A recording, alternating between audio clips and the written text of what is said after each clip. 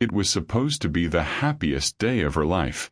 Tiffany Carey took her first step down the aisle, radiant in her elegant white gown, her dark hair tied back in perfect knot, smiling through tears of joy.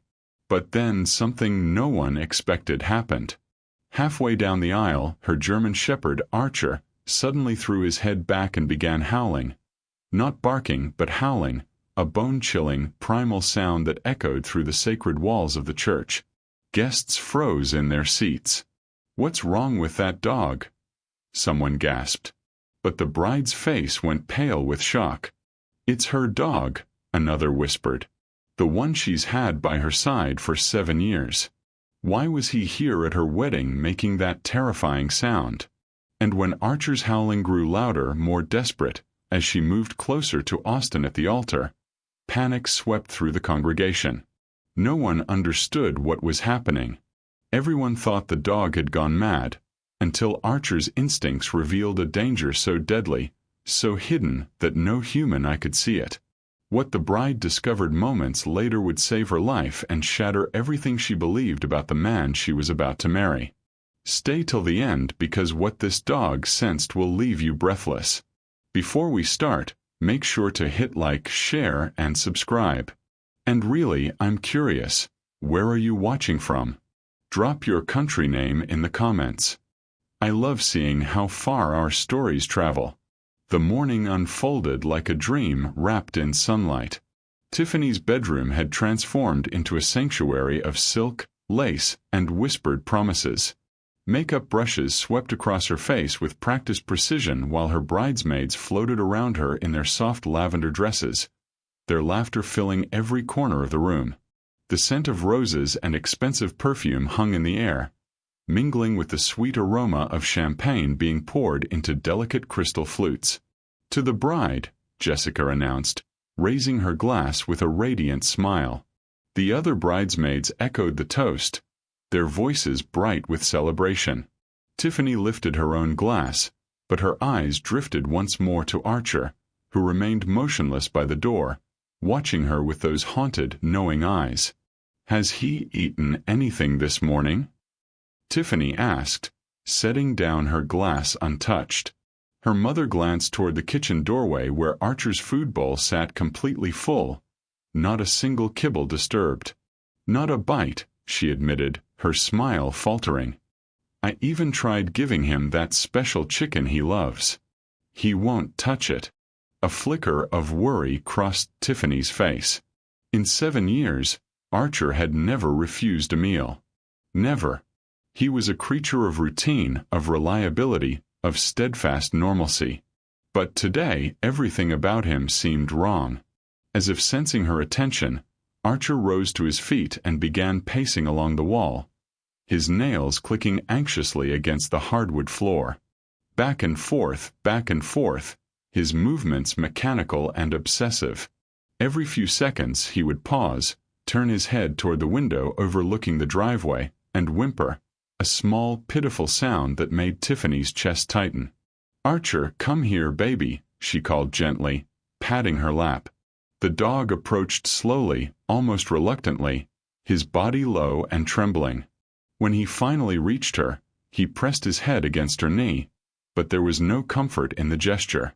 His entire body shook, muscles twitching beneath his golden fur as though he were fighting some invisible force. "He's shaking," Tiffany whispered, running her hand along his back. "Mom, feel this. He's actually trembling." Her mother knelt down, placing a practiced hand on Archer's side. Her expression shifted from concern to something deeper, something almost fearful. "I've never seen him like this, sweetheart," she said quietly. "Not even during thunderstorms or fireworks. This is different." Jessica laughed nervously from across the room. "Maybe he's just upset you're getting married. You know, like he's jealous of Austin." At the mention of Austin's name, Archer's reaction was instantaneous and startling. His head snapped up, ears flattening completely against his skull. He backed away from Tiffany, his breathing quickening to rapid pants, and released a low, guttural whine that seemed to come from somewhere deep and primal within him. The room fell silent. "Did you see that?" one of the bridesmaids whispered. Tiffany's mother stood slowly, her face pale. "Tiffany, honey, has Archer ever acted like this around Austin before?" Tiffany opened her mouth to say no, to defend her fiancé, to brush off the question entirely. But then, unbidden, memories began surfacing. Small moments she'd dismissed or explained away. Archer growling softly when Austin raised his voice during an argument. The way the dog would position himself between them whenever Austin moved too quickly. How Archer had refused to enter Austin's apartment that first time, pulling so hard on his leash that Tiffany had to leave him in the car. "He's just adjusting," Tiffany said, but her voice lacked conviction. Outside, a car horn sounded. The bridal car had arrived. It was time to leave for the church. Archer's whimpering intensified, rising in pitch until it bordered on a howl. The memory came flooding back with startling clarity. 2 weeks before the wedding, Austin had stopped by the house unexpectedly, arriving with coffee and that charming smile that had first captured Tiffany's heart. She'd been sitting on the living room couch, still in her pajamas, laughing at something on her phone when he walked through the door. Archer had been lying peacefully at her feet. But the moment Austin entered, the dog's entire demeanor changed. He'd risen slowly, deliberately, his body going rigid as stone. A low, rumbling growl had emerged from his throat, building in intensity until it filled the entire room with warning. "Archer, stop it!" Tiffany had scolded, embarrassed and confused. But Archer hadn't stopped. He'd moved forward, positioning his solid frame directly between Tiffany and Austin, his lips pulling back slightly to reveal the white edges of his teeth. The growl had deepened, becoming something almost feral. Austin had laughed, but Tiffany remembered now how the sound hadn't reached his eyes. Those eyes had gone cold, flat, empty of the warmth he usually showed. "Easy there, big guy," he'd said, his voice light but his jaw tight. "I'm not the enemy." He'd reached out as if to pet Archer, and the dog had snapped, not making contact, but close enough that Austin had jerked his hand back with a sharp intake of breath. "Tiffany, control your dog," Austin had said, and for just a fraction of a second, something dark had flickered across his face.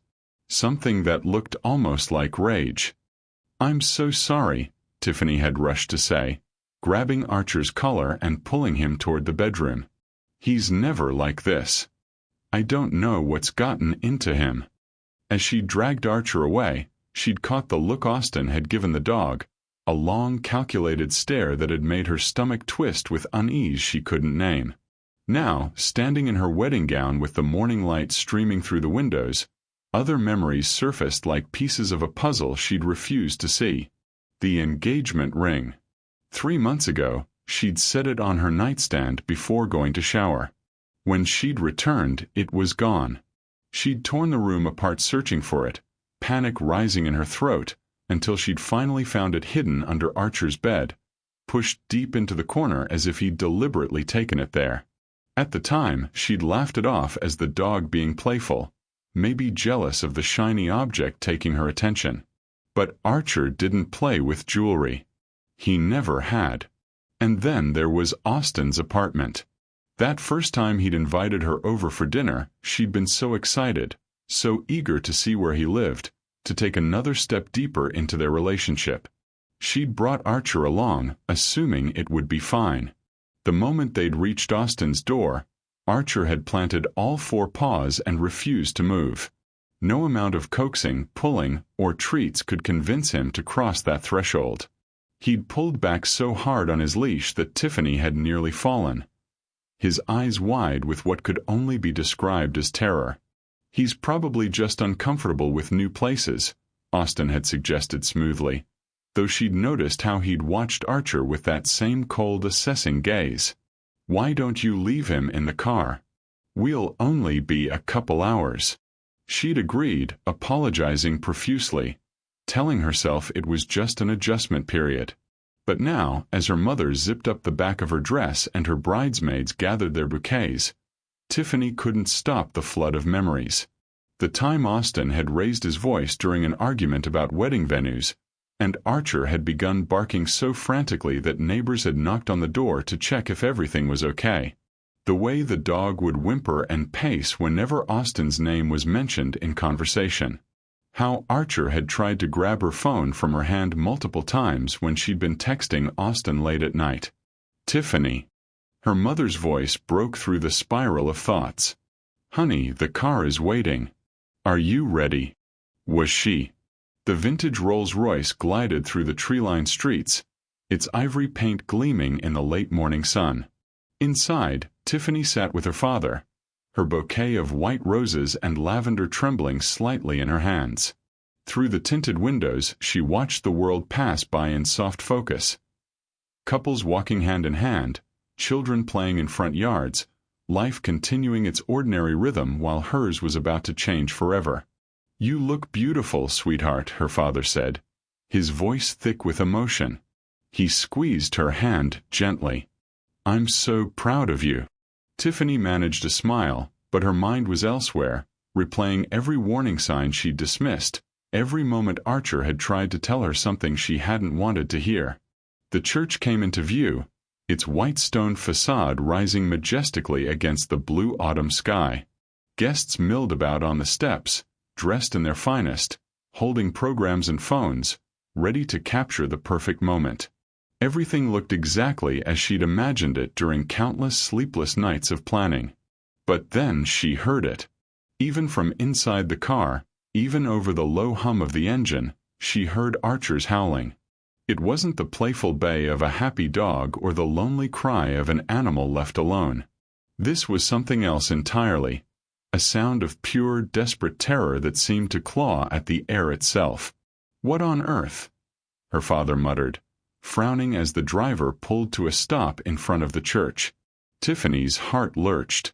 Through the windshield, she could see her cousin Marcus near the side entrance, struggling to hold Archer's leash.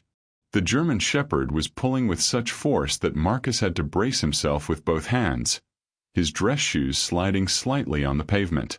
Archer's mouth was open wide, head thrown back, releasing howl after haunting howl that echoed off the church walls and silenced the cheerful chatter of arriving guests. People were staring, pointing, whispering behind gloved hands. Whose dog is that? An elderly woman asked loudly. It's the bride's, someone answered. I don't know why they brought it. Tiffany's door opened, and the wedding coordinator appeared, her professional smile strained. Don't worry about the dog, dear. We'll handle it. You just focus on your big moment. But Tiffany couldn't focus on anything except Archer's desperate cries. She stepped out of the car carefully, her gown flowing behind her, and immediately her eyes found her dog. The moment Archer saw her, his howling intensified, his entire body straining toward her as if trying to break free, trying to reach her, trying to warn her. Marcus, what's happening? Tiffany called out, moving toward them despite the coordinator's gentle attempts to steer her toward the church entrance. I don't know, Tiff, Marcus shouted back over Archer's howls. He's been like this since we got here. I can barely hold him. He's never been this strong. Austin appeared suddenly at the top of the church steps, looking impeccable in his tailored tuxedo. But his expression wasn't one of concern or confusion. It was irritation, barely concealed behind a forced smile. Tiffany, what is that dog doing here? He called down, his voice carrying an edge that made several guests turn to look. I thought we agreed he'd stay home. I asked Marcus to bring him for photos after the ceremony, Tiffany stammered, suddenly feeling defensive, though she wasn't sure why.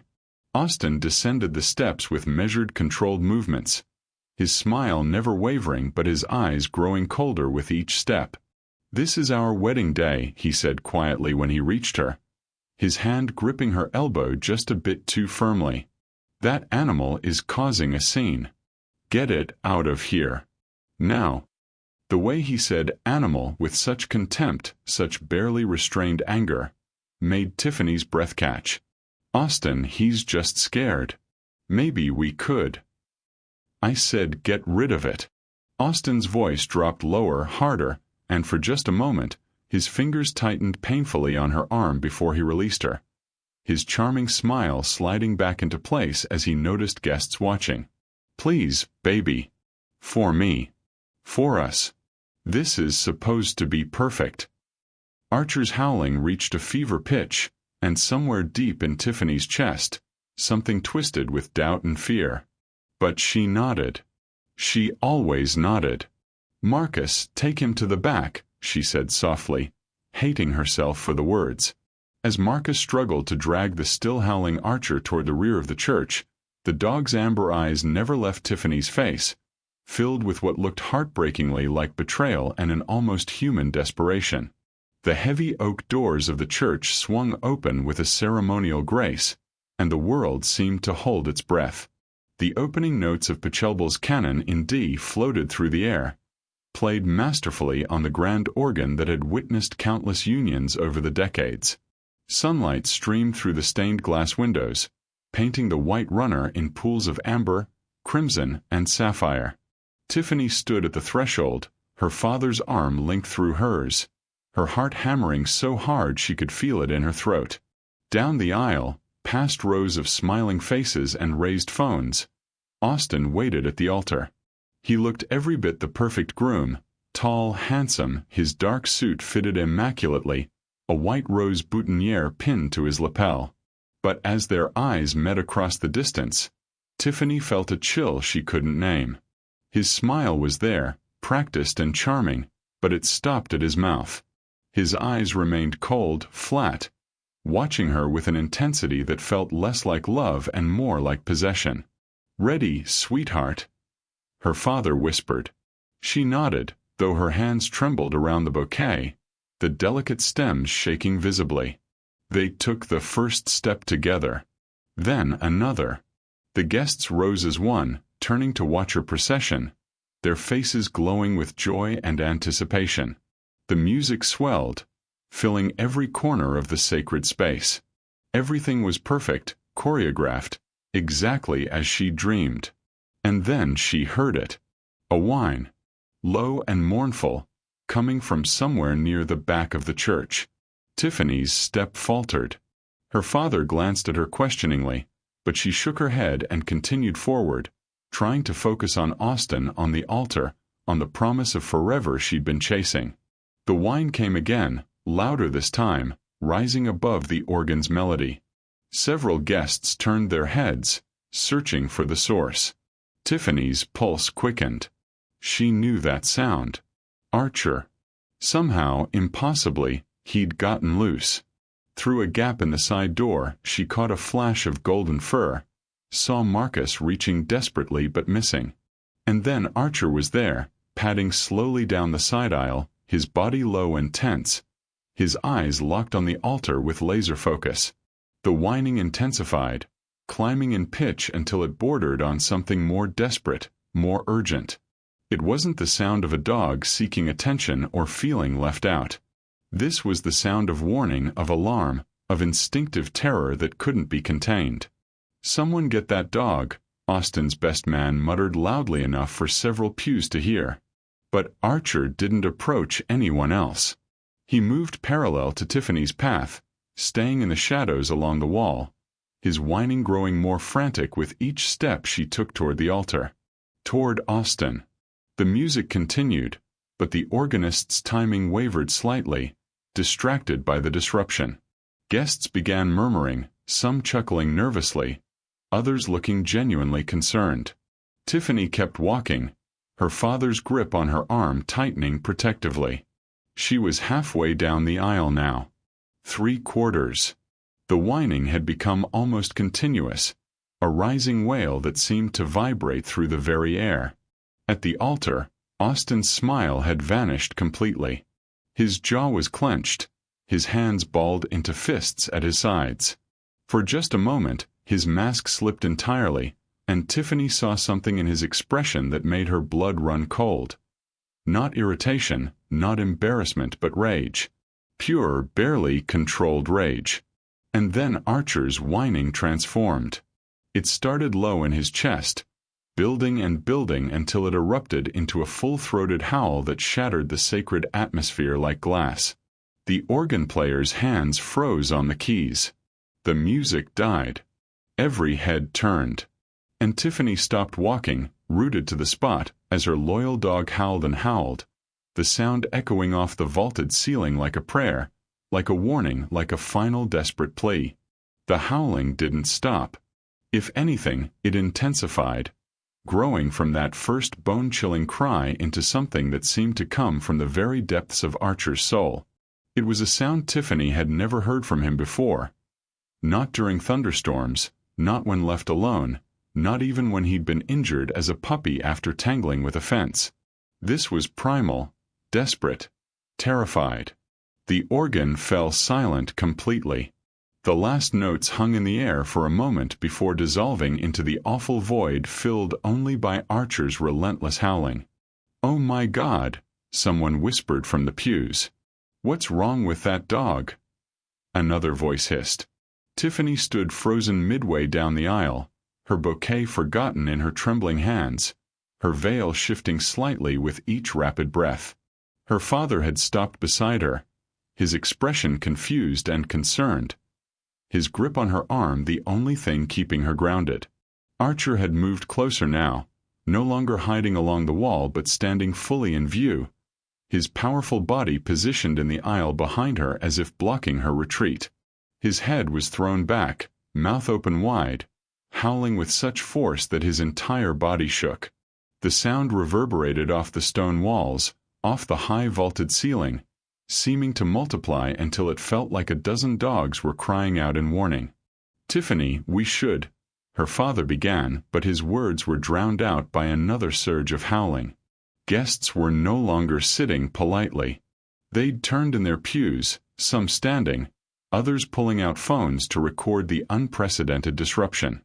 The bridesmaids at the altar exchanged wide-eyed glances. The priest had stepped back, his hands clasped together uncertainly. And Austin's carefully constructed facade was crumbling before everyone's eyes. "Someone get that animal out of here," he suddenly shouted, his voice cutting through Archer's howls like a blade. The words echoed in the church, harsh and commanding, nothing like the gentle tone he'd always used before. Now, several groomsmen started moving, but Archer's howling only grew more frantic, more desperate. He took several steps forward, closer to Tiffany, his eyes wild and pleading, his body language screaming danger, danger, danger. "Austin, please, he's scared," Tiffany started, her voice barely above a whisper. "I don't care if he's scared." Austin snapped back, taking an aggressive step down from the altar. His face had flushed red, his hands clenched into white-knuckled fists. "This is our wedding, Tiffany. Our day. And you're letting a dog ruin it." The charm was completely gone now. The smooth-talking man who'd swept her off her feet had vanished, replaced by someone Tiffany barely recognized. His eyes were hard, cold, furious. The way he looked at Archer, it wasn't annoyance or frustration. It was hatred. "Everyone just calm down," the priest called out, raising his hands in a placating gesture. "Perhaps we should take a brief moment." But Archer wouldn't calm down. The howling continued, rising and falling in waves that seemed almost rhythmic, almost like he was trying to communicate something beyond mere sound. His eyes never left the altar, never left Austin, as if he could see something there that no human eye could perceive.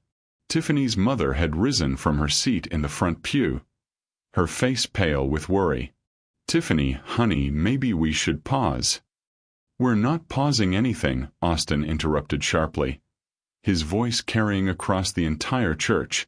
He straightened his jacket with jerky movements, his smile returning but looking more like a grimace. "Tiffany, come here. Right now. We're finishing this ceremony." It wasn't a request. It was a command. And something in Tiffany's chest, something that had been slowly cracking all morning, all week, all through their relationship, finally shattered. Because the man at the altar wasn't asking his bride to marry him. He was ordering her to obey. Archer howled again, and this time, Tiffany didn't try to silence him. For a moment that seemed to stretch into eternity, Tiffany stood paralyzed, caught between the man she'd promised to marry and the dog who'd never once let her down. Her father's hand on her arm, the weight of 200 watching eyes, the expensive flowers and rented church and catered reception. All of it pressed down on her like a physical force, urging her forward, demanding she continue the script. She took one trembling step toward the altar. And Archer exploded into motion. The German shepherd broke free from whatever invisible restraint had been holding him back, his powerful legs propelling him forward in a blur of golden fur and desperate energy. Guests screamed, scrambling back in their pews. Tiffany's father pulled her protectively behind him. But Archer wasn't coming for her. He charged past her, his howling transforming into furious barking, and launched himself between Tiffany and the altar, placing his body as a living barrier between her and Austin. His stance was warrior-like, protective, every muscle coiled and ready. "Get back!" Austin shouted, stumbling backward, his hand instinctively moving to his chest, to the inside of his jacket. And that movement, that single reflexive gesture, was what Archer had been waiting for. The dog lunged forward with lightning speed, his teeth catching the edge of Austin's jacket. There was a sharp ripping sound as fabric tore, buttons scattering across the marble floor like small explosions. Austin tried to pull away, shouting and struggling, but Archer held firm, shaking his head violently, tearing at the jacket with single-minded determination. "Stop! Someone stop him!" Austin's voice had gone high with panic, with something that sounded almost like fear. The best man rushed forward, but Archer released the jacket and danced back, and suddenly everything seemed to happen in slow motion. Something small and metallic fell from the torn jacket, tumbling through the air, catching the colored light from the stained glass windows. It hit the marble floor with a sharp, unmistakable clatter that echoed through the shocked silence. A gun. Small, compact, deadly. A snub-nosed revolver that skittered across the polished floor and came to rest directly in a pool of crimson light from the window above. The church erupted in chaos. Women screamed. Men shouted.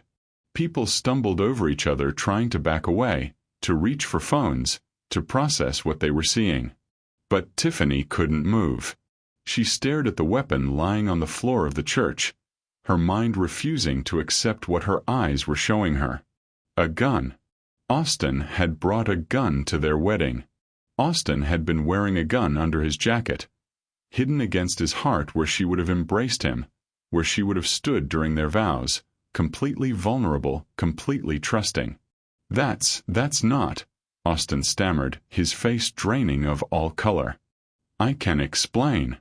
But Archer was barking again, not howling now but barking with sharp, commanding authority, still positioned between Tiffany and Austin, his body blocking any path forward. The priest had gone rigid, his hand reaching instinctively for the cross hanging around his neck. "Someone call the police," he said, his voice shaking but firm. "Now." Austin's eyes darted around the church, searching for an escape route, and in that moment, Tiffany saw him clearly for the first time. Not the charming man who'd courted her with flowers and poetry. Not the patient fiancé who'd endured months of wedding planning. But someone else entirely. Someone cornered, exposed, dangerous. "Tiffany, you have to understand," he said, taking a step toward her, his hands raised. Archer's barking intensified, and he moved forward, forcing Austin back.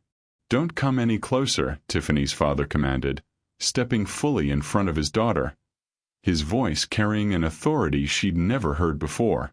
In the distance, sirens began to wail. The church had transformed from a place of sacred celebration into a scene of pandemonium. Guests were on their feet, some pushing toward the exits, others frozen in shock, still others holding up phones with trembling hands to capture the impossible moment unfolding before them. "Everyone stay calm," the priest shouted, but his own voice cracked with fear. Tiffany's mother had reached her daughter's side, wrapping protective arms around her while her father remained standing between them and Austin, his body tense and ready. Archer held his ground at the front line, his growls now low and continuous, his eyes never leaving Austin's face. One of the groomsmen, a man Tiffany barely knew, someone from Austin's work, bent down slowly, carefully, and picked up the gun using his jacket sleeve. He held it gingerly, his face pale with disbelief. "This is real," he said, his voice barely audible over the chaos. "This is a loaded weapon. I can feel the weight of it." "Put it down, Marcus," someone yelled. "Don't touch it." But the man, his name wasn't Marcus, Tiffany's mind registered distantly, stared at Austin with growing recognition. "I know you," he said slowly, his eyes widening. "Holy shit, I know you. You're not Austin Harper at all, are you?" Austin's face had gone from pale to flushed, his jaw working as if he were physically chewing through possible excuses, possible exits. His eyes darted from the gun to the doors to Tiffany, calculating, desperate. "You don't understand," he said, his voice tight and strained. "This isn't what it looks like." "Then what is it?" Tiffany's father demanded, his voice like steel. "Why would you bring a loaded gun to your own wedding?" Austin's composure cracked completely.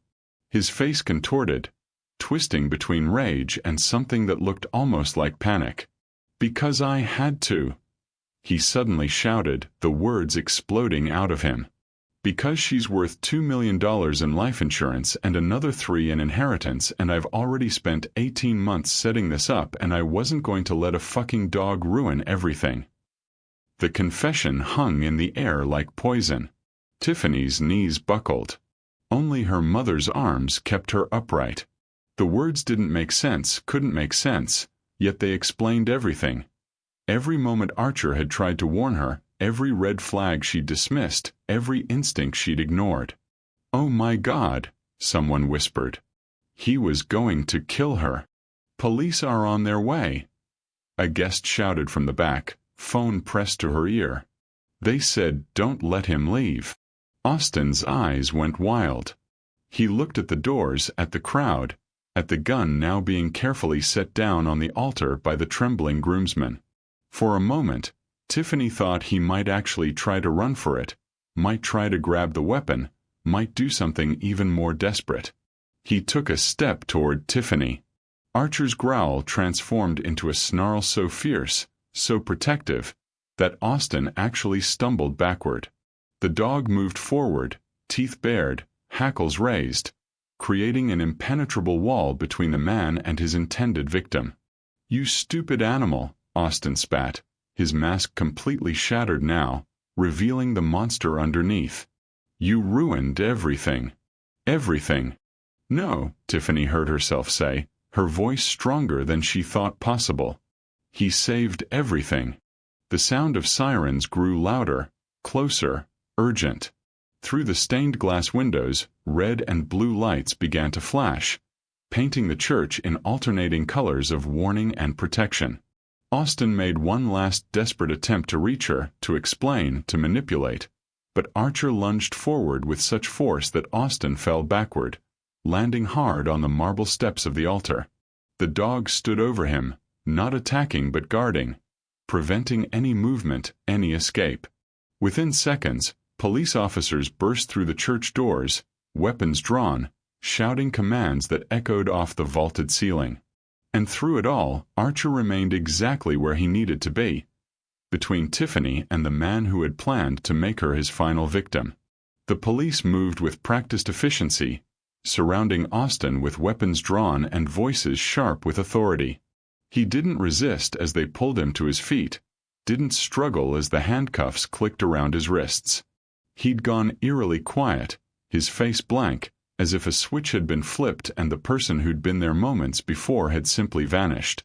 "Austin Harper, you're under arrest," the lead officer stated. But one of Austin's former groomsmen interrupted. "That's not his real name," the man said, stepping forward with his phone held out. "I knew I recognized him. I've been searching while we waited for you. His real name is Austin Mitchell. He's wanted in 2 other states." The officer took the phone, his expression darkening as he read. "Jesus Christ," he muttered. Tiffany felt the world tilt sideways. Her mother's grip tightened around her shoulders, holding her upright as the officer continued reading aloud, his voice grim. "Austin Mitchell, also known as Austin Harper, also known as David Brennan, suspected in the deaths of 2 previous fiancées over the past 5 years. Jessica Ramsey in Oregon, found dead in her home 3 days after her wedding from an apparent accidental fall. Sarah Chen in Nevada, died of suspected poisoning 6 months into her marriage." The officer looked up, his face grave. Both women had recently taken out substantial life insurance policies naming him as beneficiary. The church filled with gasps and horrified murmurs. Tiffany couldn't breathe, couldn't think. The man she'd been about to marry, the man she'd trusted with her future, her heart, her life. He was a serial killer. "No," she whispered, but the evidence continued mounting. Another officer had retrieved Austin's jacket, carefully searching through the torn pockets. He pulled out a folded piece of paper, then another, spreading them on the altar like damning testimony. "Life insurance policy," he announced. $2 million, taken out 3 months ago. And here, he held up another document, a will and signed, leaving everything to Austin Harper upon her death. "There's more," a female officer called from near the church entrance. She'd apparently searched Austin's car and was walking back with a leather folder. Inside were photographs, surveillance photos of Tiffany, at the grocery store, leaving work, walking Archer in the park. Dozens of them, some dating back over a year, long before they'd even officially met. "He'd been stalking you," the officer said softly, showing the photos to Tiffany's father first, sparing her the immediate shock. This was premeditated, carefully planned. Tiffany's father's face went white, then red with fury. "You son of a—" "Dad, don't," Tiffany managed, her voice barely a whisper. The lead officer was reading from his phone now, his expression growing darker. "We've got records showing he researched your family's finances, your inheritance from your grandmother, your career earnings. He even searched for how long after wedding to make death look accidental, and undetectable poisons." He looked at Austin with undisguised disgust. "You had this whole thing planned out, didn't you? Marry her, wait a few months to avoid suspicion, then stage an accident. Just like the others." Austin finally spoke, his voice flat and emotionless. "You can't prove any of that. Those women's deaths were ruled accidental." "Because you were careful," the officer agreed. "But you made one mistake." He gestured toward Archer, who still stood guard near Tiffany, his body relaxed now but alert. "You didn't account for the dog." Austin's face twisted with hatred as he looked at Archer. "That animal should have been put down months ago.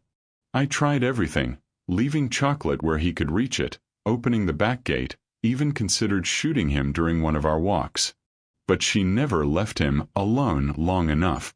The confession sent ice through Tiffany's veins. He'd tried to kill Archer. Multiple times. And she'd never known. "Get him out of here," the lead officer commanded, and 2 officers began walking Austin toward the door. But as he passed Tiffany, Austin stopped, turning to look at her with empty eyes. "It wasn't personal," he said, almost conversationally. "You were just convenient, trusting, wealthy enough to be worth the effort." He smiled, a cold, terrible expression. "And you were so desperate to be loved, you ignored every red flag I gave you." Tiffany's father lunged forward, but the officers held him back as they dragged Austin away. His voice echoed through the church even as they pulled him through the doors. "It would have been quick, Tiffany. I'm not a monster." But he was. He absolutely was. And Archer had known it all along. 3 days had passed since the wedding that never was. 3 days since Tiffany's world had shattered and reformed into something she barely recognized. The house was quiet now, emptied of the well-meaning relatives and concerned friends who'd cycled through with casseroles and hugs and whispered assurances that she was safe, that it was over, that she'd been so lucky. Lucky. The word felt strange in her mouth. She sat on the floor of her bedroom, still wearing sweatpants and one of her father's old college shirts, her hair pulled back in a messy knot. Across the room, hanging on the back of her closet door, was the wedding dress. She hadn't been able to put it away yet, couldn't quite bring herself to touch it. In the soft afternoon light filtering through the curtains, those purple stains along the skirt seemed to glow. Stains she'd thought were from spilled wine during the final fitting, but which the police had tested and found to be something else entirely. A chemical compound. Something Austin had apparently brushed against her dress during one of his affectionate hugs, testing, perhaps, to see if it would leave a trace, planning how he might use it later. The dress that was supposed to represent the happiest day of her life had nearly been her funeral shroud. Archer lay beside her, his head resting heavily on her lap, his amber eyes watching her face with that same intense, knowing gaze he'd had all along. She ran her fingers through his fur slowly, methodically, feeling the solid warmth of him, the steady rise and fall of his breathing. "You knew," she whispered, her voice breaking. Tears slipped down her cheeks, hot and endless. "You knew all along, didn't you, boy? You tried to tell me so many times." Archer shifted, pressing closer against her, his nose nudging her hand gently. A soft whine escaped his throat, not of distress now, but of comfort, of understanding. "I'm so sorry I didn't listen," Tiffany continued, the words pouring out between sobs. "I'm sorry I chose him over you, over your warnings, over everything you were trying to show me. You saved my life, Archer. You literally saved my life." She buried her face in his fur, and for the first time since that horrible moment in the church, she let herself truly cry. Not the shocked, numb tears of the past few days, but deep, wrenching sobs that shook her entire body. And through it all, Archer remained perfectly still, a steady anchor in the storm of her grief and gratitude. A knock at the door pulled her back. Her mother appeared in the doorway, holding a cup of tea and a sad smile. "Honey, there are some reporters outside. They're asking if you'd be willing to make a statement. You don't have to, of course, but—" "I'll do it," Tiffany said, surprising herself. "I want to." 20 minutes later, she stood on her front porch with Archer at her side, facing a small crowd of cameras and microphones.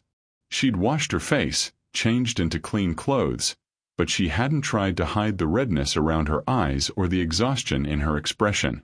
"I just want to say," she began, her voice steadier than she expected, "that my dog Archer is the reason I'm standing here today. He sensed danger that I couldn't see. He tried to warn me in every way he knew how, and when I wouldn't listen, he literally put himself between me and a man who wanted me dead." She looked down at Archer, who sat calmly beside her, and her voice softened. "He's not just my pet. He's my guardian angel in fur. He's my hero." The clip went viral within hours, shared across social media with headlines like "Dog Saves Bride from Serial Killer" and "Wedding Interrupted by Hero Dog." Messages poured in from around the world. People sharing their own stories of pets who'd sensed danger, who'd protected them, who'd known things humans couldn't perceive. But more importantly, Tiffany received a call from an organization called K9 Guardian Angels, a non-profit that trained dogs to detect danger for domestic violence survivors and at-risk individuals. "We've been following your story," the director said, "and we wondered if you'd be interested in volunteering with us. Maybe even training with Archer. Dogs like him, dogs with those kinds of instincts, they're rare. Special. Tiffany had said yes before the woman even finished explaining. 6 weeks later, she stood in a sunlit training field, watching Archer work with a young woman named Maria who'd escaped an abusive relationship. The dog moved with confidence and purpose, demonstrating how he'd sensed danger, how he'd acted, how he'd protected. Maria watched with tears in her eyes, her own rescue dog sitting attentively beside her. "You really think she can learn to do this?" Maria asked hopefully. "To sense when my ex might be nearby?" "I know she can," Tiffany said with certainty. "Dogs know things we don't. They see what we're blind to. We just have to trust them." After the session ended, Tiffany and Archer walked together through the countryside surrounding the training facility. The late afternoon sun painted everything in shades of gold and amber, and for the first time since that terrible day, Tiffany felt something other than fear or grief. She felt peace, purpose, gratitude. She paused at the top of a small hill, looking out over the rolling fields, and Archer sat beside her, his shoulder pressed against her leg. A breeze rustled through the tall grass, carrying the scent of wildflowers and earth and possibility. "Thank you," she whispered to him, crouching down to wrap her arms around his neck. "Thank you for not giving up on me, even when I gave up on myself." Archer leaned into her embrace, and in his eyes, she saw no judgment for her past blindness, no resentment for being ignored. Only love. Pure, unconditional, protective love. She'd spent so long searching for love in all the wrong places, chasing a fairy tale that had nearly cost her everything. But true love, the kind that protects without asking for anything in return, that warns without needing to be heard, that sacrifices without expecting gratitude, that love had been beside her all along. It had 4 paws, golden fur, and a heart brave enough to stand between her and death itself. As they walked back toward the facility together, Tiffany's phone buzzed with a text from the prosecutor. "Trial date set. They're confident we have enough evidence. You're going to be okay." She was going to be okay. Because of Archer. Because she'd finally learned to listen. Because she'd discovered that sometimes the greatest love story isn't the one you imagine. It's the one that's been faithfully walking beside you all along, waiting for you to open your eyes. The sun dipped lower on the horizon, painting their silhouettes in gold as they walked together toward tomorrow. Free, safe, and unbreakably bonded. And Tiffany knew, with absolute certainty, that she would never ignore that kind of love again.